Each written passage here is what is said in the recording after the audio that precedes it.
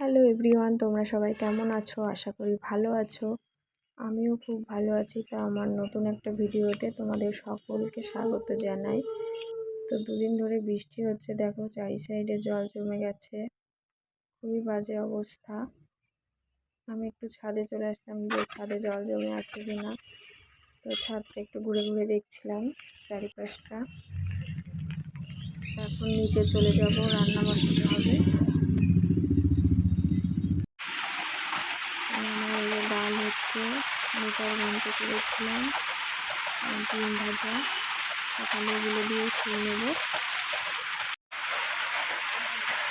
বড়মশাই বাজারে গেছে, দেখেছি আমি।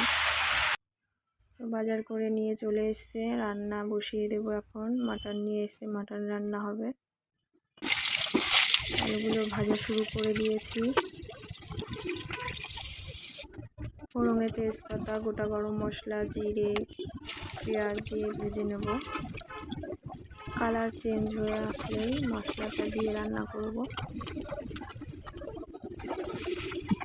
অন্যদিন আমি মাংস অনেকক্ষণ মাখিয়ে রেখে রান্না করি, তো আজকে আমি এইভাবেই করি। একটু তাড়া ছিল।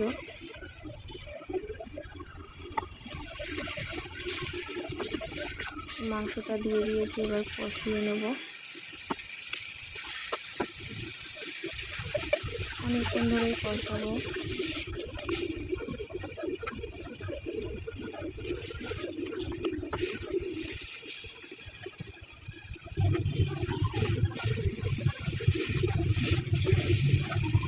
আমার কষানো প্রায় হয়ে এসছে।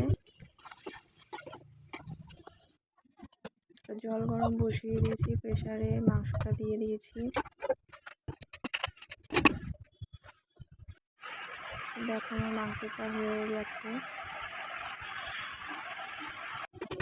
কড়াই তেল দিয়ে দিলাম, এখন করবো কচুর ঘন্ট। পাঁচফোড়ন তেজপাতা দিয়ে দিলাম, পেঁয়াজ কাঁচা লঙ্কা দিয়ে ভেজে নিয়ে আমি ছোলা দিয়ে করবো, ছোলাটাও ভেজে নেব। ছোলাটা দিয়ে করলাম।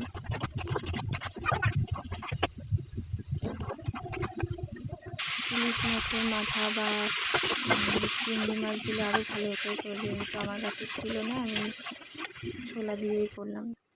তো তোমরা ভিডিওটা আগেই পেয়ে গেছো, শর্ট ভিডিও। তো খেতে দারুণ হয়েছিল।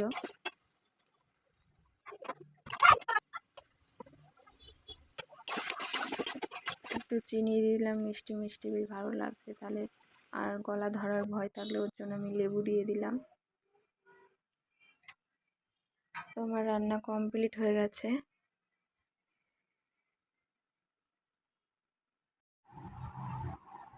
আমি খুবই পছন্দ করি। তো রান্না হয়ে গেছে, বাটিতে নিয়ে একটু টেস্ট করে দেখছি কেমন হয়েছে।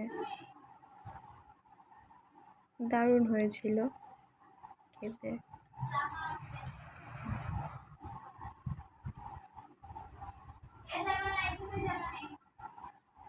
তোমরা ওই শর্ট ভিডিওটা অনেকেই কমেন্ট করেছো, তোমাদেরও পছন্দ খাই কচুর শাক।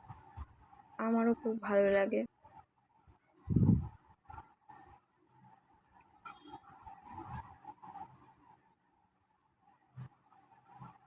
তো ভিডিওটা ভালো লাগলে অবশ্যই লাইক কমেন্ট শেয়ার করবে। সবাই ভালো থাকবে।